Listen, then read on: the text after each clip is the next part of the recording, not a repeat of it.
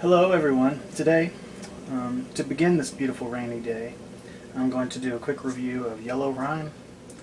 This is the Menkai tea that I got in the mail recently. It's going to be my first cup ever of Yellow Rime, and still enamored with the packaging. It's just a great presentation. Let's move right into this because I'm excited to try it.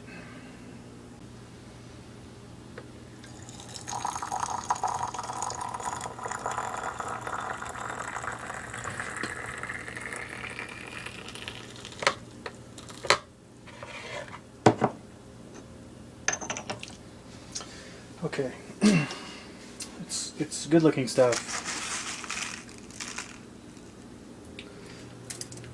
It's not quite as dark as the red rime. I think the purple rime was dark too. You can see lots of variations in the color. I don't know the tea grade. In China, as with any luxury good, they grade the tea. So I would kind of like to know the mixture of grades in here. And I just tore off one little chunk. It seemed like an appropriate portion, about the size of one of those mini tuchas. And I did like the ease also of tearing off that chunk, because I just sort of just dipped my thumb in there and, easily pulled off a hunk that seemed to be appropriate for the tea vessel. I see, I guess, one little stem in there. Oh no, there's several little stemmy bits. And also, the way that the tea is processed, it's in kind of a little bit of a fabric packaging, and the pressing takes place with the tea encased in the fabric. So you can see, if you look very closely, bits of the fabric, and also the pattern that the fabric leaves on the tea leaves. So I'm looking forward to this. With the red rime, it was a little bit. No. With the big Bing that I got, it was just a little bit weak. I don't know if it was sort of just specific to that day that I was drinking the tea, but I used lots of tea leaves, but it was kind of, it just never really crested that hill of giving it that body that I would desire. It just left it kind of watery. It may have been something with the way that I had steeped it, and I'm used to raw pu'er, which maybe it's not body exactly, but it's got kind of like that mouthfeel. Maybe just the grassiness or the young tea flavors, the astringency that gives it kind of like a mouthfeel sensation that's less watery. So there's not too much astringency, just the usual requisite oiliness of the tea in the Big Bing. So I was happy with red rime. I can't remember, I think I only had one cup of it. I had drunk lots of tea that day, so I can't remember exactly my thoughts on that. I'll probably review it too. But let's get the camera twisted back around and I'll give you my first thoughts on Yellow Rime.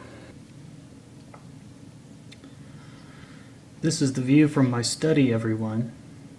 It's a rainy day. I love the rain. I'm off work for the next 2 days, and it's supposed to rain all day today and all day tomorrow. It's perfect tea drinking weather. Just a quick view.